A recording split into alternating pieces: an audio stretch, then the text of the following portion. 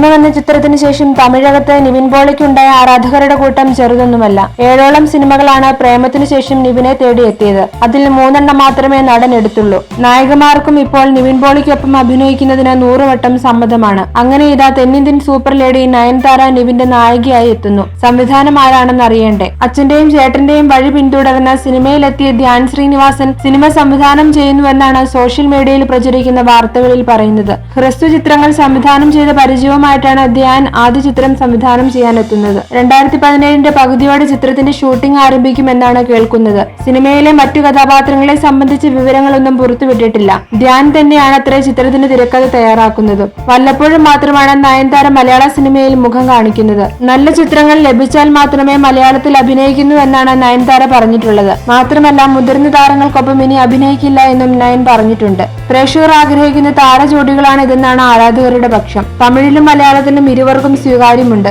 അതുകൊണ്ട് തന്നെ 2 ഇൻഡസ്ട്രിയിലും സിനിമ വിജയിക്കുമെന്നാണ് വിലയിരുത്തലുകൾ.